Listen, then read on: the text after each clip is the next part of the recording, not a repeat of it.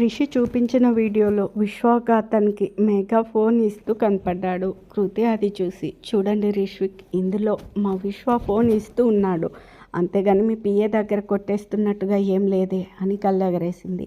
రిషికి పేలింది. అయినా తగ్గకుండా, అసలు మీ పిఏ తీసుకోకపోతే ఎలా ఇచ్చాడో చెప్పండి అని అడిగాడు. కృతి నవ్వుతూ, ఆహా, మీ పిఏ ఏదో చెప్తే నమ్మి ఇంత దూరం రావడం, అది కూడా మీ అమూల్యమైన టైం వేస్ట్ చేసుకొని. మేబీ తనకి ఆ ఫోన్ దొరికిందేమో, డైరెక్ట్గా ఇస్తే ఇదిగో ఇలాగే అవాకులు చవాకులు పేల్తారని అలా వేరే వాళ్ళతో పంపాడేమో అంది రిషి. అలాంటప్పుడు అది మేఘా ఫోన్ అని ఎలా తెలిసింది? కృతి, సింపుల్, ఫోన్ ఆన్ చేస్తే తెలిసిపోతుంది రిషి. అందులో ఎంత వాల్యుబుల్ ఇన్ఫర్మేషన్ ఉందో తెలుసా? నాకు సంబంధించిన డీటెయిల్స్ మొత్తం ఉంటాయి అని కోపంగా చూశాడు కృతి. అంత పెద్ద స్టార్ హీరో మరి మీ మైండ్ ఏంటండి చీమంత చిన్నది? రిషి, సుకృతి కిషోర్, వెటకారం ఎక్కువైనట్లుంది. Kriti, I'm not Sukriti Kishore, now I'm Sukriti only. వెటకారం కాక ఫోన్ పోగొట్టుకుంది మీ పిఏ. ఏదైనా మిస్యూజ్ జరిగితే తనని అనాలి కానీ మధ్యలో నన్ను మా పిఏని అంటారే. మేఘా అందుకుంటూ, మీరు తనని పిలవండి, మాట్లాడి వెళ్తాం అంది రూటుగా. కృతి, తనేమి నీకులాగా టైం వేస్ట్ చేసే రకం కాదు, హీఈస్ వెరీ బిజీ అంది చిరాగ్గా. రిషి పైకి లేచి, నా ఇన్ఫర్మేషన్ బయటకు రావాలి, అప్పుడు ఉంటుంది ఈ మేడంకి ఆ విశ్వాసానికి అంటూ వేలు చూపిస్తూ వెళ్ళిపోయాడు. కృతి, నేను తగ్గి ఆలోచిస్తా అన్నది కేవలం మన ఇద్దరి విషయంలోనే. వచ్చాడు ఓ ఎగేసుకుని. వారం రోజులు ఇద్దరు చాలా బిజీగా ఉన్నారు. కృతి ఒకరోజు ఇంటికి వెళ్ళేసరికి ఇల్లంతా ఓ ఆడలేడీస్, మగ జెంట్స్ కూడా ఉన్నారనుకోండి, ఒకటే హడావిడి. కృతి అందరినీ తోసుకుంటూ వచ్చింది. రిషితో అందరూ సెల్ఫీలు, డైనింగ్ టేబుల్ మీద తినడానికి ఫుడ్డు. కృతికి అదంతా అర్థం కాలేదు. రిషి దగ్గరకు వచ్చి, ఒకసారి రా, నీతో మాట్లాడాలి అని కిచెన్లోకి వెళ్ళింది. రిషి తన వెనకే వచ్చాడు. ఏంటి హడావిడి? జడ్జి గారు ఏం చెప్పారు? సెలబ్రిటీ స్టేటస్ బయటే కదా వదిలేమన్నారు అని అడిగింది. రిషి సీరియస్గా ఫేస్ పెట్టి, నేనేమీ వాళ్ళని తీసుకురాలేదు, ఆ వాచ్మెనే వెళ్ళి అందరికీ చెప్పాడు మన ఫ్లాట్స్లో, అంతే. నేను ఎప్పుడు వస్తానా అని కనిపెట్టుకుని ఉన్నట్టున్నారు. కార్ దిగానో లేదో పొలోమంటూ మీద పడ్డారు. కృతి, అయితే ఇవన్నీ ఏంటి అని అడిగింది టేబుల్ మీద ఉన్న ఐటమ్స్ చూపించి. రిషి, అవి వాళ్ళే తెచ్చారు. ఈలోపు ఇద్దరు ఆడలేడీస్లు వచ్చి రిషితో, ఏంటిది రిషి, మేము నీకోసం వస్తే నువ్వు వేరే వాళ్ళతో టైం స్పెండ్ చేస్తున్నావు అని అడిగాడు. కృతి, హవ్వ వేరే వాళ్ళ అంటూ నోరు తెరిచింది. ఈలోపు వాళ్ళు రిషిని లాక్కుపోయేవాళ్ళు. ఈలోపు ఇద్దరు మగజెంట్స్ వచ్చారు. వాళ్ళలో ఒకతను రిషితో, మీరు ఇదివరకు ఈ ఫ్లాట్స్లో ఉండేవారు కదూ, చాణక్య ఇంకా మీరు అనగానే రిషి అవును అన్నట్టు తలూపాడు. ఇంకో అతను, అవునండి, నేను చూశాను, సినిమాల్లో మిమ్మల్ని చూసేసరికి ఫస్ట్ నమ్మలేదు, ఇప్పుడు మళ్ళీ చాలా హ్యాపీగా ఉందండి అనగానే ఒక ఆమె, రిషి ఈ కేక్ కట్ చేయి అనగానే రిషి, ఇప్పుడు ఎందుకండి ఇవన్నీ అన్నాడు. కృతి, కేక, వామ్మో ఏం మర్యాదలు అనుకుంది. వాళ్ళు ఒప్పుకోలేదు. కట్ చేయాలి అని పట్టుపట్టారు రిషి. 1 సెకండ్ అంటూ కృతి దగ్గరికి వెళ్ళాడు. కృతి కావాలని ఏదో పని చేస్తున్నట్టు యాక్ట్ చేస్తుంది.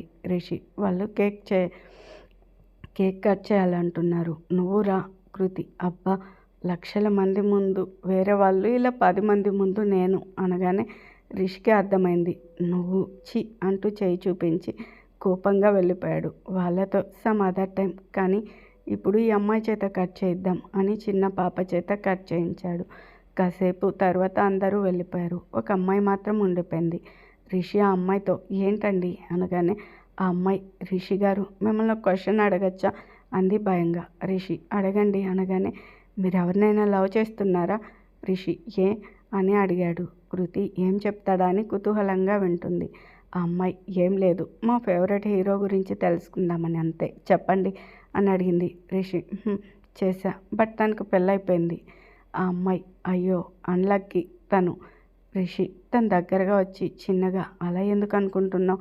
అలాంటి అమ్మాయి ప్రేమని పోగొట్టుకున్నా నేనే అన్లక్కీ ఏమో. సరే ఇక లాగించు అనగానే ఆ అమ్మాయి బాయ్ చెప్పి వెళ్ళిపోయింది. రిషి డోర్ క్లోజ్ చేసి, అబ్బా, తుఫాను వెలిసినట్లుంది అన్నాడు పెద్దగా. కృతి వచ్చి, ఏం చెప్పావు అమ్మాయికి అని అడిగింది సీరియస్గా. రిషి, అయ్యో, తుఫాన్ ఇంకా పోలేదా అన్నాడు. కృతి, నువ్వేం చెప్పావు అని అడుగుతున్నా. కళ్ళల్లో చిరుకోపం. రిషి షర్టు బటన్స్ తీసుకుంటూ ఏముంది కరెక్ట్గా చెప్పావన్నా. కృతి అంతేనా? ఇంకేదో అనుకున్నా.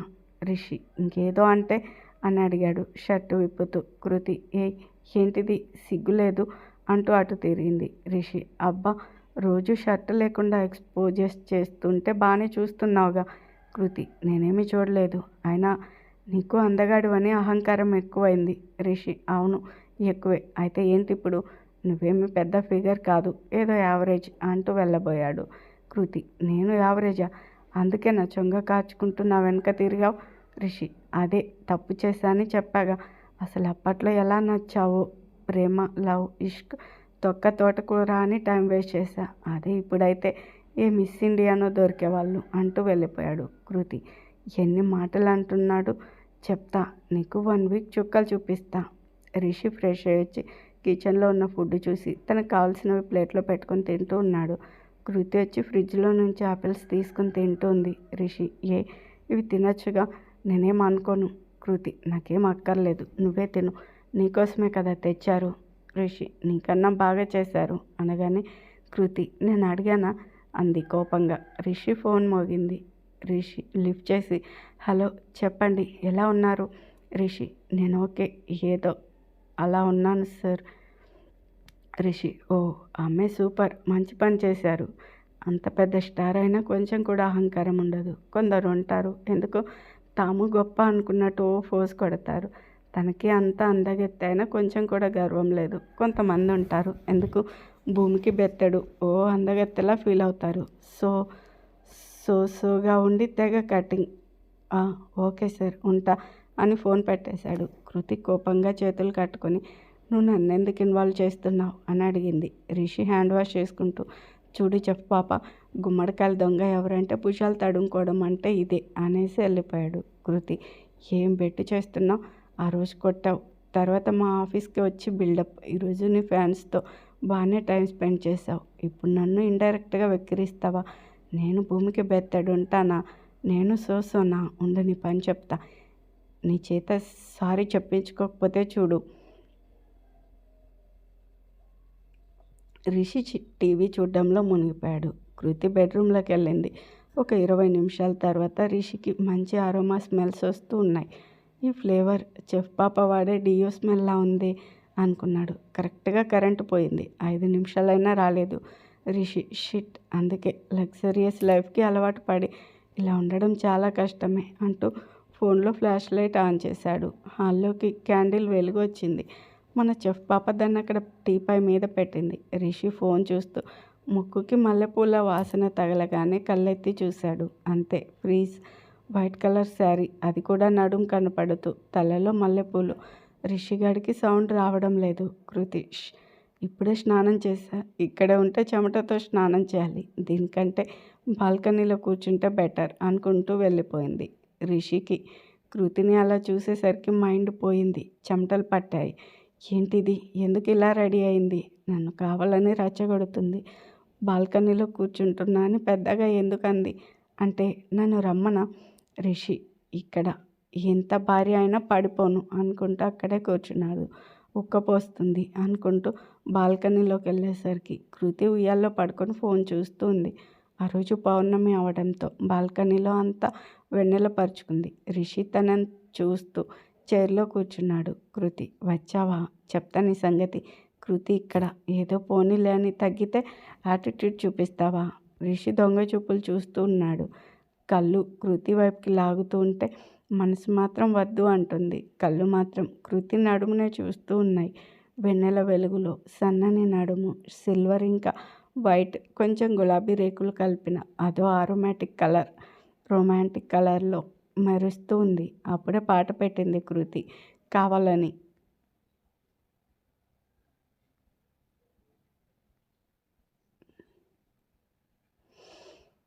రిషి ఏంటా పాట అనగానే కృతి పాజ్ నొక్కి సైడ్కి తిరిగింది. వచ్చావా, నా ఫోన్ నా ఇష్టం అంది. రిషి ఏంటి నీ ఇష్టం అంటే మళ్ళీ చూపులు వెళ్ళిపోతూ ఉన్నాయి. కరెంట్ వచ్చింది. కృతి లోపలికి వెళ్ళిపోయింది. రిషి అమ్మయ్య లోపలికి వెళ్ళింది, నేను సేఫ్ అనుకుంటూ ఉయ్యాల్లో పడుకున్నాడు. పాపం ఎంత వద్దనుకున్నా కృతి రూపమే కళ్ళల్లో మెదులుతూ ఉంది. కళ్ళు రిషి దేవుడు నన్ను ఎందుకు ఇచ్చాడు? అందం చూడ్డానికే. రిషి ఏంటి కళ్ళు కూడా మాట్లాడతాయా? మనసు వద్దురా. తను ఇంకా తన తప్పు ఒప్పుకోలా. సారీ చెప్పలేదు. కళ్ళు నిన్నేమి వెళ్ళి తనకి దగ్గర అవ్వమండం లేదు. జస్ట్ చూడమంటున్నా. మనసు ఏంటి చూసేది? 4 ఏళ్ల నుండి చూడకపోయినా బాగానే ఉన్నావుగా.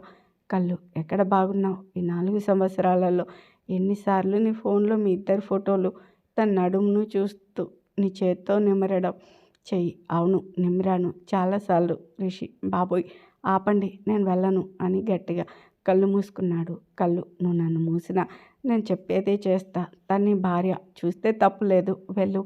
మనోడు లేచి లోపలికి వెళ్ళాడు. కృతి బెడ్ మీద పడుకునుంది.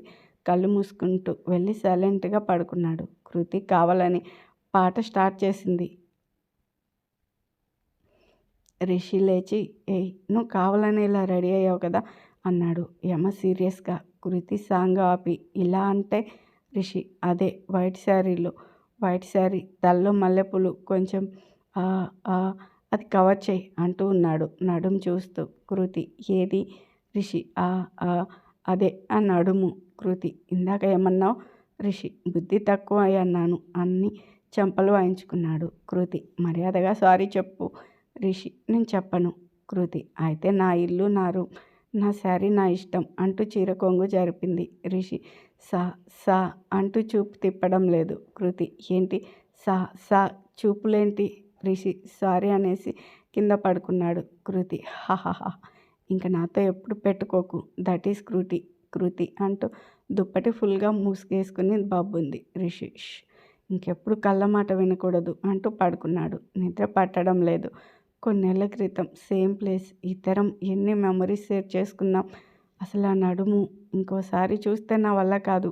వద్దు, నేనేమీ చూడలేదు అనుకుంటూ నిద్రలోకి బలవంతంగా వెళ్ళాడు. ఒకరోజు ఈవినింగ్ మేఘా రిషి వాళ్ళ ఫ్లాట్స్ నుండి లిఫ్ట్ నుంచి దిగి వస్తుంది. కరెక్ట్గా అదే టైంకి విశ్వ వచ్చాడు. మేఘ కోపంగా చూస్తూ నీతో మాట్లాడాలి అంది. విశ్వ నాతోనా? ఏం మాట్లాడతావు అని అడిగాడు. మేఘ నువ్వే కదా నా ఫోన్ కొట్టేశావు. విశ్వ అవును, అయితే ఏంటి ఇప్పుడు? మేఘ ఎంత ధైర్యం నీకు? నీ మీద పోలీస్ కంప్లైంట్ ఇస్తా అనగానే విశ్వ ఓ అవునా, ఒకసారి ఇటు చూడు అంటూ వీడియో చూపించాడు. అందులో మన ఫుడ్డీ పాప ఎవరితో పెళ్ళిలో కప్స్లో ఉన్న రసమలేలు టక్కున తింటూ ఉంది. విశ్వ నవ్వుతూ నువ్వు కంప్లైంట్ ఇచ్చుకో, నేను ఈ వీడియో టిక్టాక్లో పెడతా. మేఘ నా ఫోన్లో నుంచి షేర్ చేసుకున్నావా? సిగ్గులేదు. ఇంకేం షేర్ చేసుకున్నావో తీయరా దొంగ సచ్చినోడా.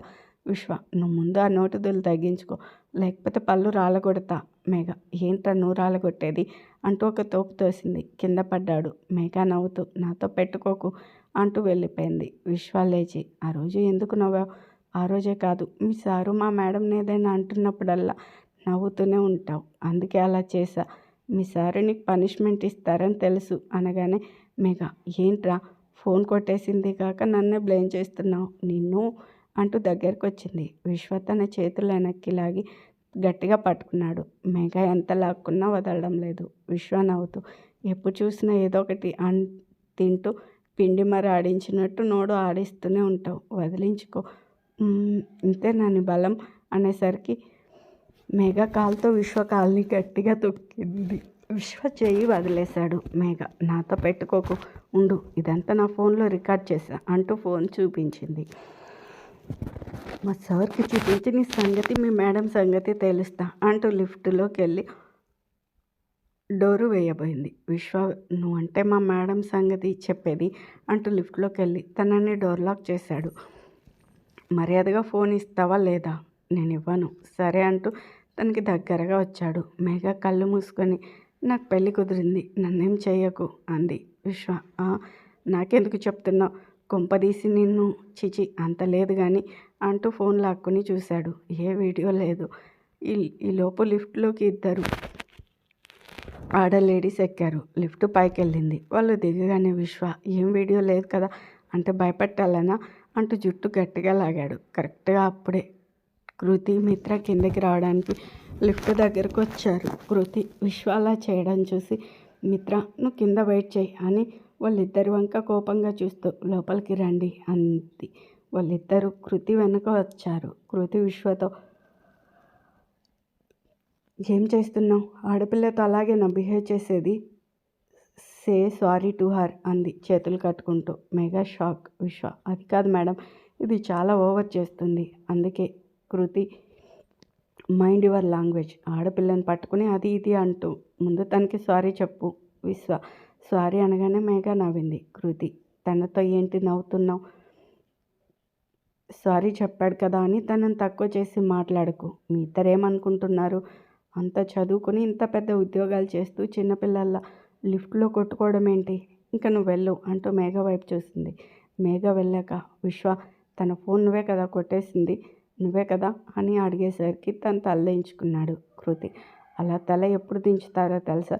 చేయబోయే పని తప్పు అని తెలిసినా చేసేవాళ్ళు అంతే కదా అంది సీరియస్గా. విశ్వ, సారీ మేడం. కృతి, ఏంటి సారీ? ఈ మధ్య నీకు దూకుడు ఎక్కువైందని విన్నా, కంట్రోల్లో ఉండు. విశ్వ ఫోన్ తన మీద కోపంతో తీసుకున్నా, కానీ జాగ్రత్తగానే ఉంచా మేడం. అందులో నుండి ఏ ఇన్ఫర్మేషన్ చూడలేదు అనగానే కృతి, విశ్వ, ఆర్ యూ మ్యాడ్? కోపం ఎందుకు వచ్చినా కానీ ఆ పని ఏంటి? అందులో రిష్విక్ గారి పర్సనల్ ఇన్ఫో ఉంటుందని తెలీదా? తనకేమైనా ఇబ్బంది కలిగితే ప్రత్యక్షంగా నువ్వు కారణమైతే పరోక్షంగా నేను కూడా. ఇంకెప్పుడు ఇలాంటి యూజ్లెస్ పనులు చేయకు, వెళ్ళు అంది కోపంగా. విశ్వ కామ్గా కిందకు వచ్చాడు.